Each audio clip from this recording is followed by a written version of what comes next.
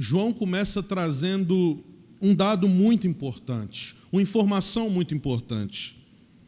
Jesus foi para o outro lado da Galileia.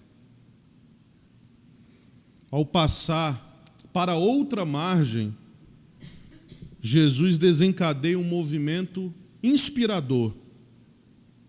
Nós não podemos nunca nos limitar a ver as coisas a partir das margens conhecidas.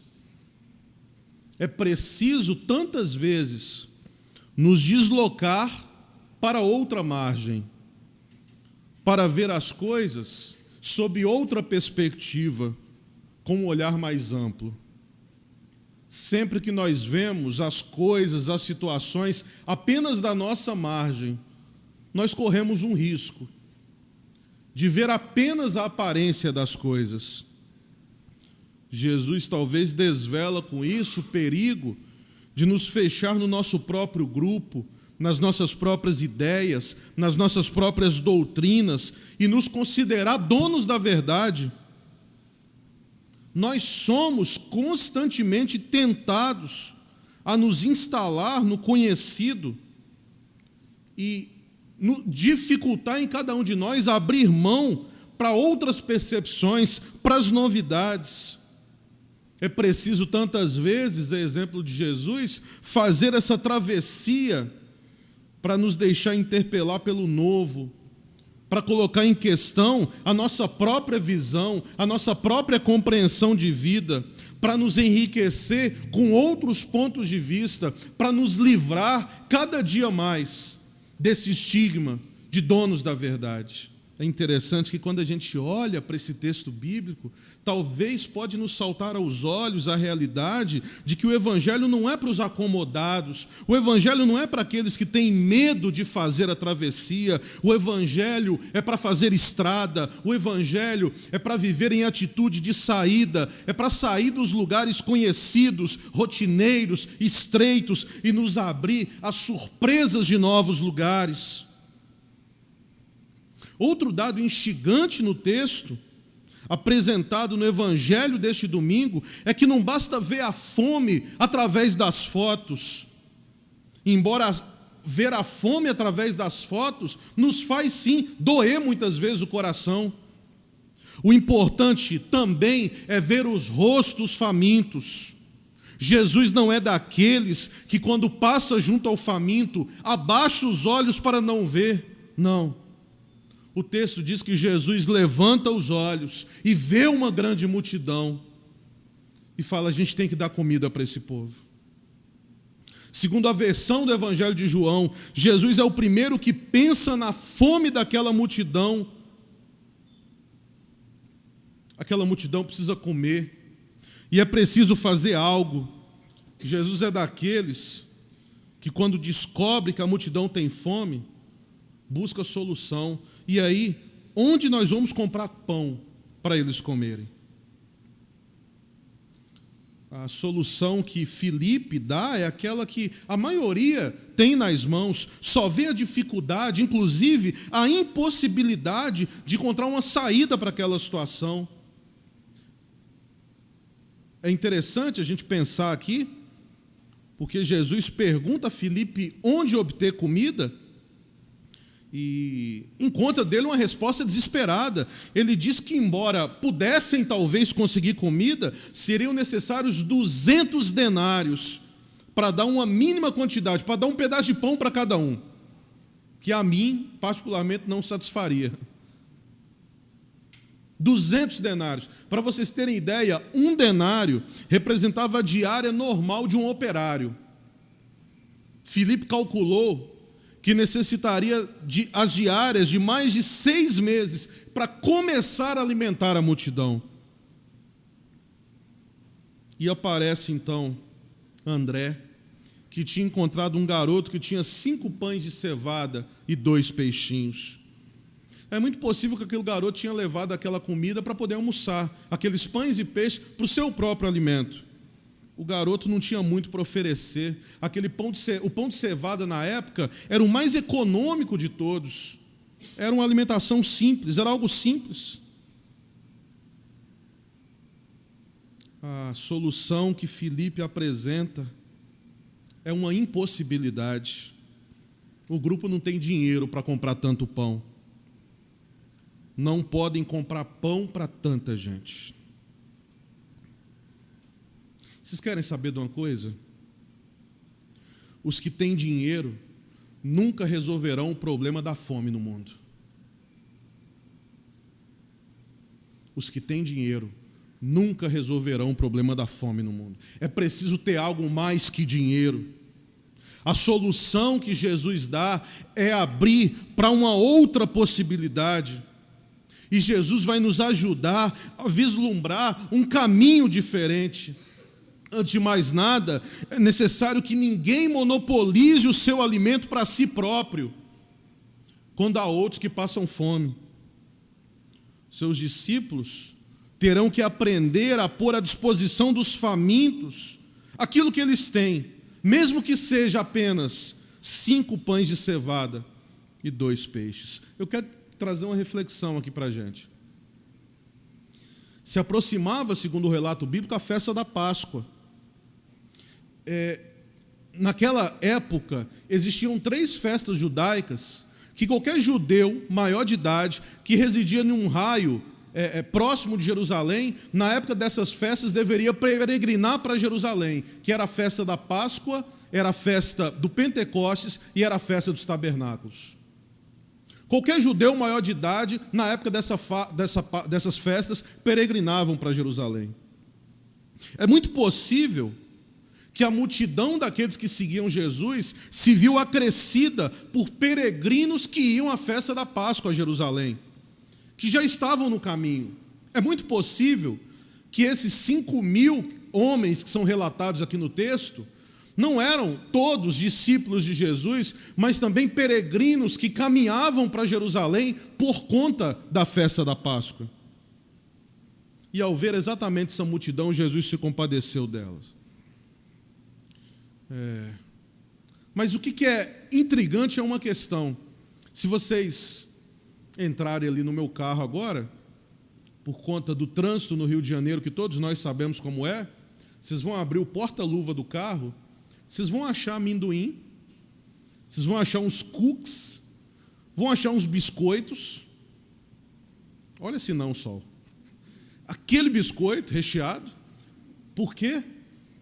Porque eu já tenho consciência, por conhecer um pouco do trânsito do Rio, que pode ter uma hora que eu vou ficar no engarrafamento e vai dar fome. E é o que está no porta-luva que vai me salvar. Parece inimaginável que uma multidão de peregrinos que caminhava para Jerusalém ano após ano inicia aquela empreitada sem nenhum alimento consigo. Parece irracional que aquela multidão de peregrinos experientes, diga-se de passagem, não levasse consigo algum alimento para comer. Difícil imaginar que aquela multidão que empreendeu uma viagem de 14 quilômetros fez isso sem nenhum preparativo, de forma que só tinha um garoto que tinha pães e peixes, e o resto dos outros 4.999, ninguém tinha levado nada. Se entre eles haviam peregrinos, sem dúvida teriam provisão também para a viagem. Mas pode ser que nenhum deles queria oferecer o que tinha. Porque com todo egoísmo, queriam guardar tudo para si. Como dizem lá em Minas, né? Farinha é pouco, meu pirão primeiro. Pode ser que Jesus, com o seu estranho sorriso, tirou a pequena provisão que tinha com seus discípulos, com uma fé radiante, deu graças por ela e compartilhou com todos. Pode ser que, comovidos pelo exemplo daquela criança, todos os que tinham algo e estavam guardando para si, decidiram imitar aquele garoto. E ao final, não só houve comida suficiente, houve comida mais que suficiente para todos. Sabe o que é interessante? nós conhecemos esse texto aqui como o texto da multiplicação dos pães e peixes, mas em nenhum momento no texto aparece a palavra multiplicação. A palavra multiplicação aparece nos títulos do texto, que são dados posteriormente. Talvez nós podemos pensar que esse texto não está falando de uma multiplicação. Esse texto está falando de uma partilha. Pode ser que se trate de um milagre no qual a presença de Jesus e o seu amor converteram uma multidão de homens e mulheres egoístas em uma comunidade disposta a compartilhar tudo. Pode ser que na presença de Jesus, aqueles cuja única ideia consistia em guardar tudo para si, se tornassem pessoas cuja única ideia era partilhar. Possivelmente, este relato represente a maior das histórias, um milagre que trocou a natureza humana e transformou não pães e peixes, mas homens e mulheres. Jesus ensina que a dinâmica do reino é a arte de compartilhar. Eu via há alguns meses atrás uma reportagem dizendo: nós temos no mundo cerca de 8 bilhões de habitantes e o planeta produz alimento para cerca de 12 bilhões de habitantes. Se nós temos 8 bilhões e produzimos comida para 12, por que ainda tem gente no mundo que morre de fome? Porque a gente não padece de falta de recursos, a gente padece de falta de solidariedade. Talvez todo o dinheiro no mundo talvez nem seja suficiente para comprar alimento para todos. O problema, talvez nós podemos pensar, não se soluciona comprando. O problema se soluciona compartilhando. A pergunta do André, do Felipe é: como que a gente vai comprar pão? E o André traz alguém que estava disposto a compartilhar. O pão nas mãos de Jesus era pão para ser partido, repartido, compartilhado. Também hoje, Ele precisa de nossas mãos para multiplicar os grãos, precisa de nossas mãos para triturar os grãos, para amassar a farinha, para fazer o pão, e precisa do nosso coração para que o pão seja repartido. O pão sem coração é pão monopolizado. O pão sem coração é pão indigesto, é pão que engorda o egoísmo. O pão sem coração gera divisões, gera conflitos. Neemias aqui pela manhã, na nossa reflexão, ele disse, né? O pão duro é exatamente aquele pão que você não consegue partir. Esse pão do egoísmo, é esse pão que não se parte. No pão compartilhado, nós encontramos a luz da vida. Interessante que Isaías 58 vai dizer: se partes teu pão com o faminto, brilhará a tua luz como a aurora.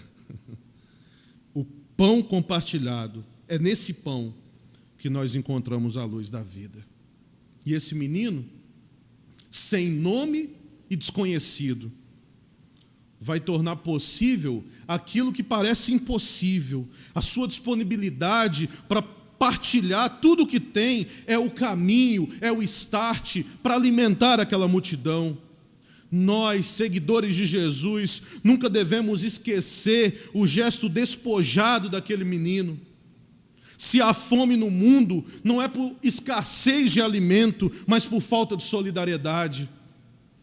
Se há pão para todos, falta espírito generoso para podermos partilhar.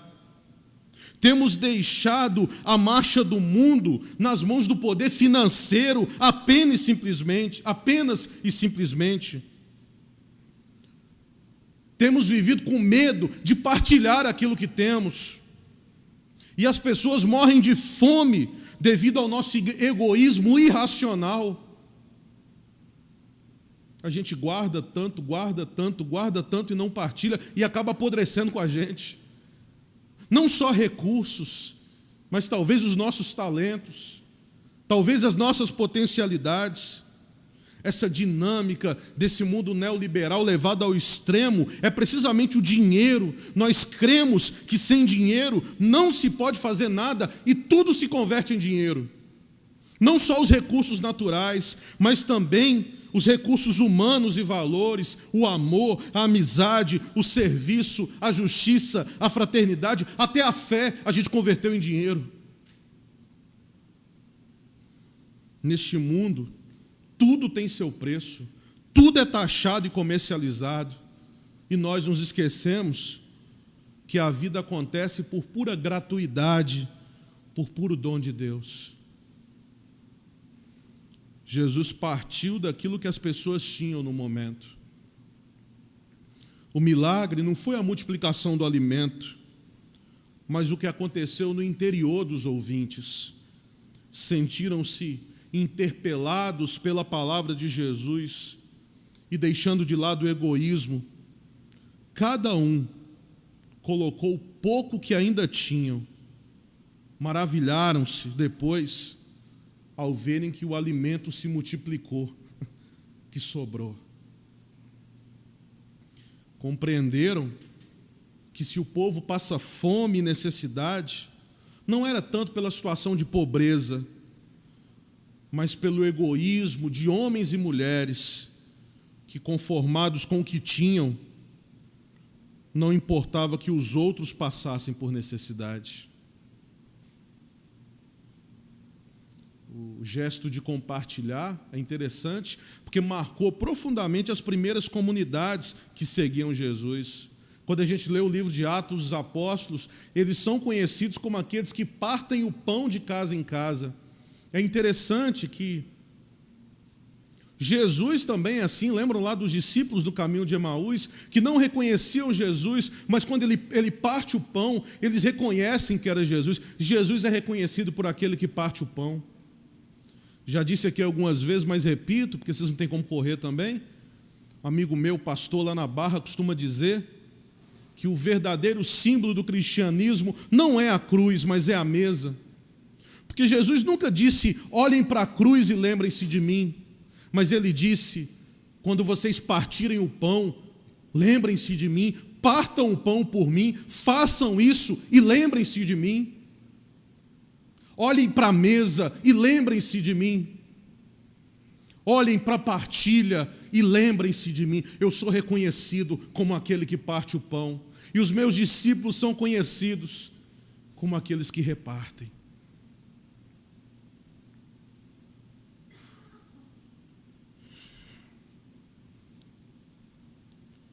Compartilhar o pão se converteu num gesto para prolongar e manter a vida, por que não dizer até num gesto pascal. Talvez, queridos, no nosso próprio interior, nós somos dotados de pães que devem ser acolhidos, abençoados, mas também repartidos e distribuídos. Talvez esse alimento venha da nossa própria interioridade. São poucos pães e peixes, mas o suficiente para saciar a fome de muitos. E talvez haja um menino no interior de cada um de nós que aponta para a presença desses pães e peixes e nos instiga a partilhar. Que o Senhor nos abençoe.